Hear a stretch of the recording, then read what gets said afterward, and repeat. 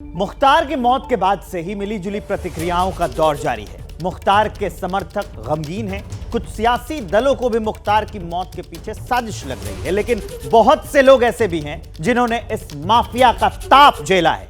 मुख्तार की सियासी पहुंच के आगे चुप होना पड़ा। सवाल है कि एक क्रिकेटर जिसके दादा और नाना का नाम पूरा देश जानता था, वो पुलिस की फाइल में सबसे खतरनाक गिरोह का सरगना कैसे बन गया? मैं हमेशा बाबा के दरबार में न्याय के लिए करती थी। आज न्याय मिला है हमको। आज हमको लगा कि नहीं, हमारे लिए आज का दिन होली का ही दिन है। कौन है ये युवक जिसके लिए मुख्तार अंसारी की मौत किसी मन्नत से कम नहीं? कौन है ये महिला जिसके लिए मुख्तार अंसारी का मरना होली का त्योहार हो गया? जिस मुख्तार के जनाजे में शरीक होने के लिए गाजीपुर के मोहल्ले खाली हो गए, उस मुख्तार की मौत इन दोनों के लिए खुशखबरी क्यों है? जवाब जानने के लिए 19 साल पीछे लौटना होगा। 29 नवंबर 2005 गाजीपुर यूपी। मोहम्मदाबाद सीट से बीजेपी के बाहुबली विधायक कृष्णानंद राय उस शाम सिहारी इलाके में एक क्रिकेट टूर्नामेंट का उद्घाटन करके लौट रहे थे। अचानक कृष्णानंद राय की नजर घात लगाकर इंतजार कर रहे हमलावरों पर गई।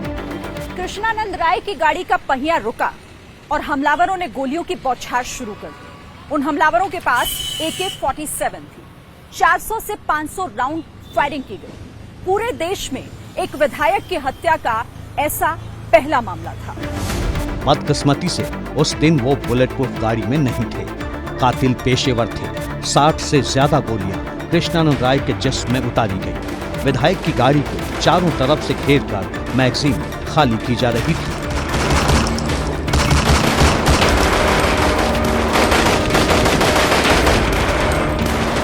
बसनिया गांव के करीब हुए इस शूटआउट से लखनऊ से दिल्ली तक बवाल मच गया। पुलिस रिकॉर्ड्स और गवाहों के मुताबिक गोली चलाने वाले लोगों में मुन्ना बजरंगी, फिरदौस, अताउर रहमान उर्फ बाबू, संजीव माहेश्वरी उर्फ जीवा, विश्वास नेपाली और राकेश पांडे उर्फ हनुमान पांडे जैसे कुख्यात शूटर्स थे। ये मर्डर मुख्तार अंसारी के ऑर्डर पर हुआ था। वारदात के वक्त वो जेल में था। वो फोन से अपने सबसे बड़े दुश्मन के खात्मे का अपडेट ले रहा था और दे रहा था। तब शायद पहली बार मुख्तार के मुंह से किसी ने जय श्री राम सुना। दोनों तरफ से मुकाबला चल रहा। हाँ। बराबर गोली चल रही है। हाँ। ये तरफा जय श्री राम। अच्छा। हेलो। हाँ। काट नहीं। ठीक है। मुट्ठी में। ठीक है। इस वायरल ऑडियो रिकॉर्डिंग में मुख्तार अंसारी कह रहा था कि चोटी काट ली गई है। प्रत्यक्षदर्शियों का बयान है कि कृष्णानंद राय की हत्या करके शूटर संजीव जीवा ने उनकी चोटी काट ली थी। इस हत्याकांड के 19 साल बाद 28 मार्च को जब मुख्तार की मौत की खबर आई तो कृष्णानंद राय के परिवार को ठंडक मिली। ये युवक कृष्णानंद राय का बेटा है पीयूष और ये महिला कृष्णानंद राय की पत्नी है अलका। इस परिवार के लिए मुख्तार की मौत ऊपर वाले का इंसाफ है। आज मुख्तार अंसारी की मौत को कुछ नेता, कुछ दल सांस्थानिक हत्या करार दे रहे हैं, लेकिन उस वक्त यूपी पुलिस को भी पता था कि मुख्तार अंसारी कृष्णानंद राय की हत्या का प्लान बना रहा है। हत्या को रोका जा सकता था। यूपी एसटीएफ के एक अधिकारी ने कृष्णानंद राय की हत्या की साजिश का खुलासा पहले ही कर दिया था, लेकिन मुख्तार अंसारी के मंसूबे कानून के हाथ से ज्यादा लंबे थे। और इसे आप इस बात से भी समझ सकते हैं कि इसके बाद उस अधिकारी को इसकी कीमत अपनी नौकरी गंवाकर चुकानी पड़ी। ये है यूपी पुलिस के पूर्व डीएसपी शैलेंद्र सिंह। इन्हें मुख्तार अंसारी की कॉल रिकॉर्डिंग से पता चल गया था कि वो 1 करोड़ रुपए में LMG यानी लाइट मशीन गन की डील करने में लगा है, जो कि नॉर्मल राइफल और पिस्टल से कृष्णानंद राय की बुलेट प्रूफ गाड़ी को भेदा नहीं जा सकता था। इसलिए मुख्तार सेना के एक भगोड़े से LMG खरीदने वाला था। डीएसपी शैलेंद्र सिंह ने इस खूनी साजिश का भंडाफोड़ किया तो उसके बाद जो हुआ उसे सुनकर आपके होश उड़ जाएंगे। उस समय मैंने लाइट मशीन गन रिकवर की आज तक उत्तर प्रदेश में केवल एक ही रिकवरी है, न उसके पहले कभी हुई, न 20 साल हो गया अब तक हुई है। और उस पर पोटा भी लगाया क्योंकि पोटा एग्जिस्ट करता था। तो मैंने स्टैंड लिया उसके प्रति कि नहीं, ये गलत है और ये इसको जेल जाना होगा। लेकिन मुलायम सिंह की सरकार तत्कालीन अल्पमत की सरकार थी, किसी भी कीमत पे इसको बचाना चाहते थे और उन्होंने अंत में हम लोग पर प्रेशर बनाया, अधिकारियों पर प्रेशर बनाया। जब कोई नहीं सुना तो आईजी जोन जो थे उनका ट्रांसफ़र, डीआईजी रेंज का ट्रांसफ़र, एसएसपी एसटीएफ हमारे थे उनका ट्रांसफ़र, और अंत में ऐसा माहौल बनाया गया कि मुझे भी रिज़ाइन करना पड़ा 15 दिन बाद ही।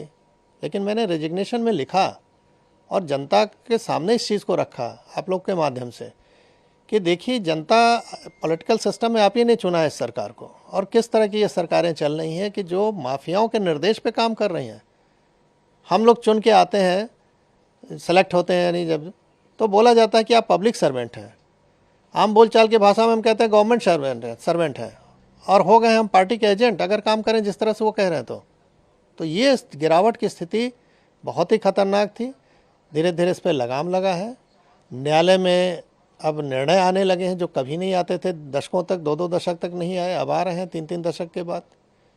तो स्थिति बदली है नो डाउट, और उसका नतीजा आप लोग देख रहे हैं कि अपराध में कुछ भी हो रहा है। उस दौर में यूपी में चाहे जिसकी भी सत्ता रही, मुख्तार को लखनऊ ने कभी असहज नहीं किया। जेल में रहकर मुख्तार लगातार चुनाव जीत रहा था, पार्टियां बदल रहा था, मौन सिस्टम के आगे माफिया के साम्राज्य का विस्तार हो रहा था।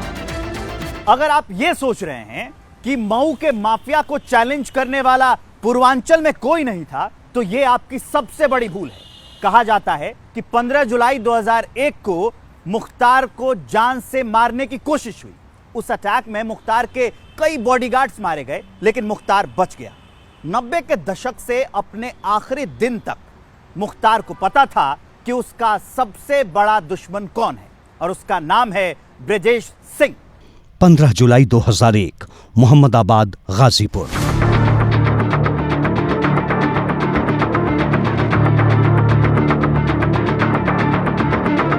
मुख्तार अंसारी अपने काफिले के साथ मोहम्मदाबाद से मऊ के लिए निकला था। उसरी चट्टी के रेलवे फाटक पर मुख्तार का कोई इंतजार कर रहा था। मुख्तार के काफिले की कुछ गाड़ियां रेलवे फाटक के इस तरफ थीं, कुछ उस तरफ। पास खड़े ट्रक से शूटर्स निकले और मुख्तार को टारगेट करके गोलियां दागनी शुरू कर दी। मुख्तार ने भी पलटवार किया। इस हमले में मुख्तार के कुछ सुरक्षाकर्मी मारे गए। कहा जाता है कि मुख्तार ने भी एक हमलावर को मार गिराया। इस हमले के लिए मुख्तार अंसारी का परिवार ब्रजेश सिंह को मास्टरमाइंड मानता है। माफिया डॉन ब्रजेश सिंह इस वक्त जमानत पर बाहर है। खुद पूर्व एमएलसी है और पत्नी वर्तमान में एमएलसी हैं। इलाहाबाद हाई कोर्ट ने उसरी चट्टी कांड में अगस्त 2022 में ब्रजेश सिंह को जमानत दी थी। इस केस में मुख्तार ही गवाह था। मुख्तार के परिवार का आरोप है कि मुख्तार के दुश्मन नहीं चाहते थे कि ये गवाही हो। हालांकि योगी सरकार ने मुख्तार की मौत के 24 घंटे के भीतर बड़ा फैसला लेते हुए मौत की न्यायिक जांच के आदेश दे दिए हैं। लेकिन पोस्टमार्टम रिपोर्ट में यही बात सामने आ रही है कि मुख्तार को हार्ट अटैक आया था। मुख्तार अंसारी के लिए जेल कभी सजा नहीं बल्कि सेफ हाउस था। ऐसा इसलिए क्योंकि जेल में रहने के दौरान मुख्तार पर 8 मर्डर के केस दर्ज हुए। जेल में रहकर भी माफिया बिल्कुल तनाव मुक्त दिखता था और वो वहां से दूसरों को टेंशन देता था। लेकिन 9 जुलाई 2018 को कुछ ऐसा हुआ जिसने माफिया को डरा दिया। वो खौफ ज़दा हो गया और उस दिन मुख्तार अंसारी को डर लग रहा था। 9 जुलाई 2018, बागपत, उत्तर प्रदेश।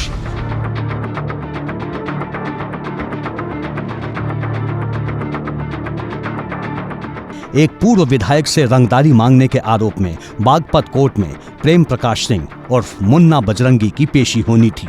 एक दिन पहले ही मुन्ना बजरंगी को झांसी से बागपत शिफ्ट किया गया था। उसी जेल में बंद एक और कुख्यात बदमाश सुनील राठी ने फिल्मी अंदाज में मुन्ना को जेल में ही मार गिराया। जरायम की दुनिया में मुन्ना बजरंगी ही मुख्तार अंसारी का राइट हैंड था। मुन्ना बजरंगी की मौत के वक्त मुख्तार यूपी की जेल में था।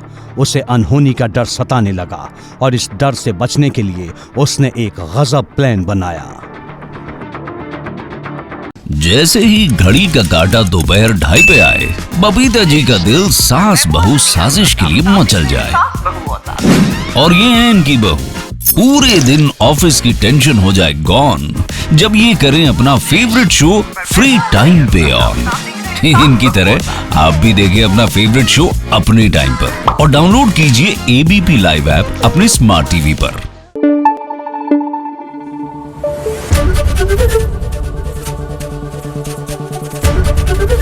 एबीपी न्यूज आपको रखे आगे।